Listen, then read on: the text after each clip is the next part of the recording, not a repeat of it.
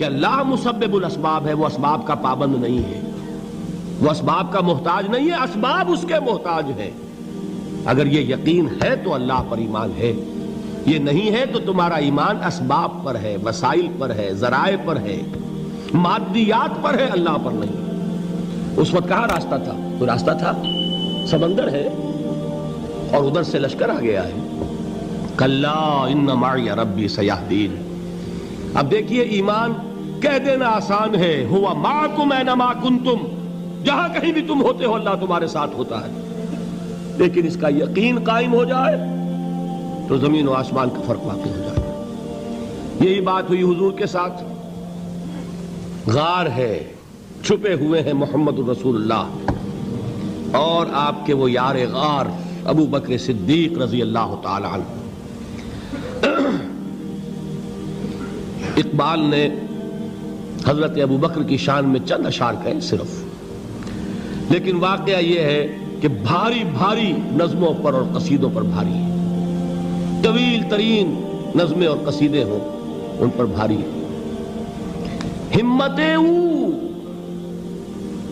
ابو بکر کی ہمت جو ہے، کشت ملت را جو ابر، جیسے بارش سے کھیتی اپجتی ہے، ابو بکر کی ہمت اور عزیمت اس امت کو اسی طرح سینچنے والی ہے۔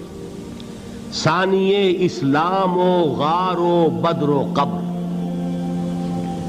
وہ دوسرے تھے اسلام میں، دوسرے پہلے کون تھے؟ انا اول المومنین، حضور فرماتے ہیں سب سے پہلا ایمان لانے والا میں، دوسرے ابو بکر۔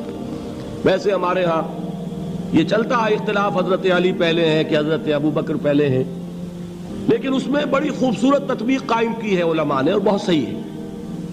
چار کے بارے میں فیصلہ ہی مت کرو کہ کون پہلے ہے، ان کی ایک عجیب تقسیم کر دی ہے۔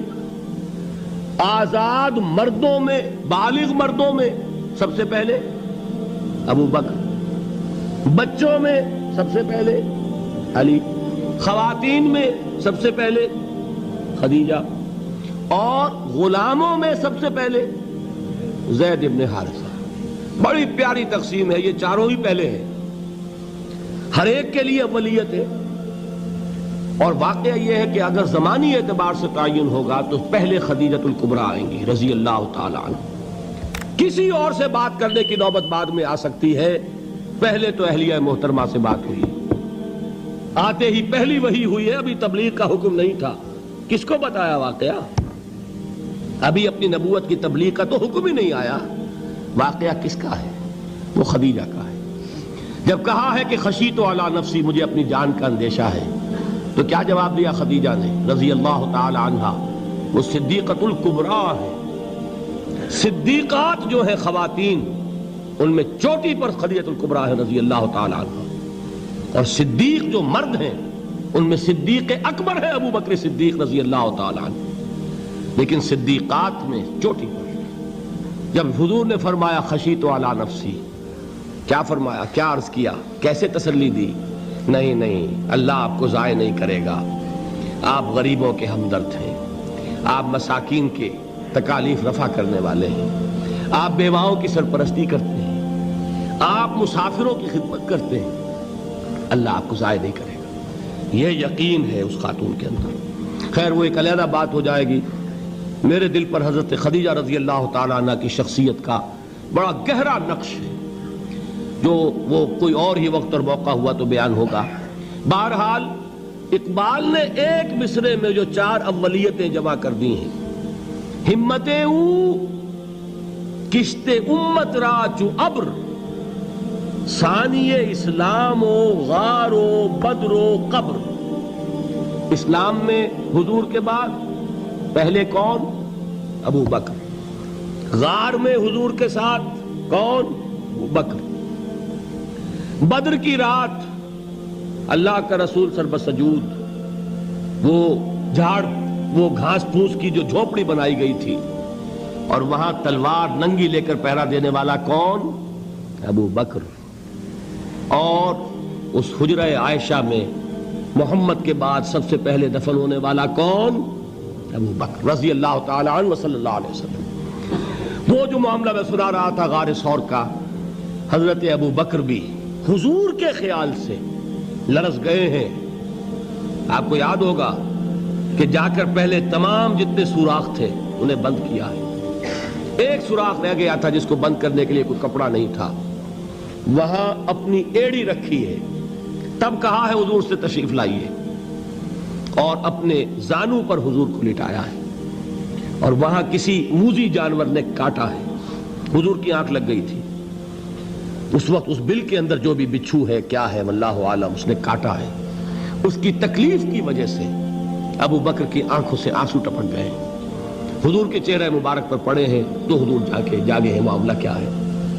ایڑی نہیں ہٹائی وہاں سے, مبادا وہ جانور وہاں سے نکل کر محمد الرسول اللہ کو کوئی گزن پہنچا دے.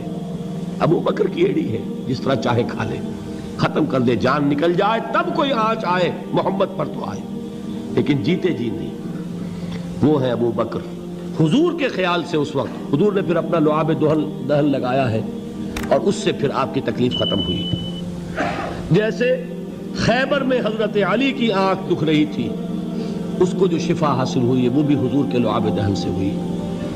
تو بہرحال اس وقت انہوں نے کہا ہے کہ اے نبی یا رسول اللہ, اگر اس وقت ان میں سے کسی نے غیر ارادی طور پر بھی اپنے قدموں کی طرف جھانک لیا تو پکڑے جائیں گے. کیا جواب تھا اللہ کے رسول کا؟ لا تحزن ان اللہ معنا. اللہ ہمارے ساتھ ہے, کیوں گھبراتے ہو ابو بکر. یہ ہے ایمان باللہ, میرا مالک اللہ, میرا رازق اللہ, میرا محافظ اللہ, میرا مددگار اللہ, میرا پشت پناہ اللہ, میرا دوست اللہ. یہ دوستی ہے اللہ کی جو لب لباب ہے, حاصل ہے ایمان کا. اسی کا نام ولایت ہے. اولیاء اللہ کے سروں پر سینگ نہیں ہوتے. جس کے دل میں ایمان راسخ ہو چکا ہو وہی اللہ کا ولی ہے. جسے اللہ پر یقین ہو چکا ہے وہی اللہ کا ولی ہے. جسے یقین ہے اللہ میرے ساتھ ہے, میرا مددگار, میرا پشت پناہ, میرا ساتھی, میرا دوست, میرا محبوب, میرا محب. اللہ اہل ایمان سے محبت کرتا ہے. واللہ یحب الصادقین. ان اللہ یحب الذین یقاتلون فی سبیلہ صفا کانہم بنیان مرصوص. اللہ محبت کرنے والا, اہل ایمان محبوب, اور اہل ایمان محبت کرنے والے اللہ محبوب. والذین آمنوا اشد حبا للہ. آپ تصور کیجئے جسے یہ رشتہ ایمان یا رشتہ ولایت حاصل ہو جائے, الا ان اولیاء اللہ لا خوف علیہم ولا هم یحزنون. آگاہ ہو جاؤ, اللہ کے دوستوں کے لیے نہ کوئی خوف ہے نہ کوئی حزن ہے. اور میں بیان کر چکا تھا, خوف اور حزن کے خاتمے ہی کا نام امن ہے. زوال خوف, زوال حزن. یہ خوف اور حزن کیوں آتے ہیں بار بار؟ اللہ تخافوا ولا تحزنوا, دونوں آ گئے. الا ان اولیاء اللہ لا خوف علیہم ولا هم یحزنون, پھر وہی دو. وہ کیوں ہے؟ خوف ہوتا ہے کسی مستقبل کی بات کا, یہ نہ ہو جائے, وہ نہ ہو جائے, یہ نقصان نہ پہنچ جائے, یہ تکلیف نہ ہو, یہ غضب نہ آ جائے. خوف ہے مستقبل سے. حزن ہے یہ کیوں ہوا, یہ نہیں ہونا چاہیے تھا, یہ میرا فلاں چیز میرے ہاتھ سے جاتی رہی ہے, فلاں موقع نکل گیا, اب بیٹھے ہوئے ہیں اندر ہی اندر کوڑ رہے ہیں, صدمہ ہے اور رنج ہے. اور جو اللہ پر ایمان رکھتا ہے وہ جانتا ہے ما اصاب من مصیبت فی الارض ولا فی انفسکم الا فی کتاب من قبل ان نبرأها ان ذلک علی اللہ یسیر لکی لا تعصوا علی ما فاتکم ولا تفرحوا بما آتاکم واللہ لا یحب کل مختال فخور. اس زمین میں یا تمہاری جانوں میں کوئی تکلیف, کوئی مصیبت نہیں آ سکتی سوائے اس کے کہ جو اللہ نے لکھ دی ہو, اس سے پہلے کہ وہ ظاہر ہو. جس کو یہ حقیقت معلوم ہو گئی اس کو یہ طرز عمل اختیار کرنا چاہیے. جو چیز چھن جائے, جاتی رہے, چھوٹ جائے, اس پر افسوس نہ کرو. کس نے چھینی؟ دوست نے. دوست کے فیصلے پر شکایت. دوستی کو بٹا لگا رہے ہو, سرے تسلیم خم ہے جو مزاج یار میں آئے. اگر دوستی ہے تو پھر تو تمہیں گردن جھکانی چاہیے کہ ہر چہ ساقی ماریخت عین الطافست, جو بھی میرا ساقی میرے پیالے میں ڈال دے اس کا کرم ہے. جو اس کی طرف سے آئے اس پر کوئی رنج نہیں, کوئی صدمہ نہیں, کوئی غم نہیں, کوئی شکایت نہیں, کوئی شکوہ نہیں. اور جو ہوگا وہ اس کے اذن کے بغیر نہیں ہوگا, اور اس کا اذن ہوگا تو یقیناً میرے لیے خیر ہی خیر ہے, چاہے وہ ناگوار شے ہو, بظاہر مجھے اچھی نہ لگ رہی ہو، میری شارٹ سائٹڈنس میں مجھے وہ نظر آ رہی ہے کہ میرے لیے بری ہے، لیکن قرآن نے کہا ہے عسیٰ ان تکرہوا شیئا وہو خیر لکم وعسیٰ ان تحبوا شیئا وہو شر لکم واللہ یعلم وانتم لا تعلمون۔ ہو سکتا ہے تم کسی چیز کو ناپسند کرو، درحال ہے کہ اسی میں تمہارا خیر ہو، اور ہو سکتا ہے تم کسی چیز کو پسند کرو، درحال ہے کہ اس میں تمہارا شر ہو۔ اللہ جانتا ہے، تم نہیں جانتے۔ جب مجھے یہ بات معلوم ہو گئی، میں نے اپنا معاملہ اللہ کے حوالے کیا۔ سپردم بے تو مایا خیش را تو دانی حساب کم و بیش را، اے رب جو تو چاہتا ہے وہ ہو، تیرے علم میں جو شے میرے لیے خیر ہے وہ ہو جائے، میری کوئی پسند نہیں، میری کوئی چاہت نہیں، یہ ہے راضی برضائے رب۔ اکبر الہ آبادی نے اسے کہا ہے رضائے حق پہ راضی رہ، یہ حرف آرزو کیسا، خدا خالق، خدا مالک، خدا کا حکم تو کیسا؟ جب میں آ گیا بیچ میں، میری پسند، میری مرضی، میری خواہش، میری چاہت، یہی تو شرک ہے۔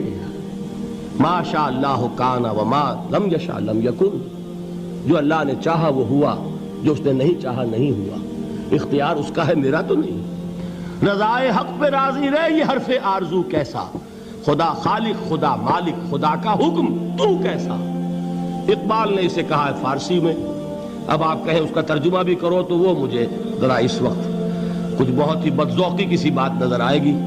جائیے پوچھئے کسی سے جسے فارسی آتی ہو، برو کشید ز پیچا کے ہست و بود مرا، چے اقدہا کے مقام رضا کشود مرا۔ مجھے تو تمام پیچ و خم سے نکال دیا اس مقام رضا نے، میں راضی برضائے رب ہوں، جو فیصلہ اس کا میں اس پر راضی۔ تو کہاں کا حزن اور کس کا خوف؟ یہی زوال حزن اور زوال خوف، یہی ہے امن، یہ نتیجہ ہے ایمان کا۔ تو جان لیجئے یہ ہے لب لباب، یہ ہے حاصل ایمان کا۔ یہ ہے تو ایمان ہے، یہ نہیں ہے تو ایمان نہیں۔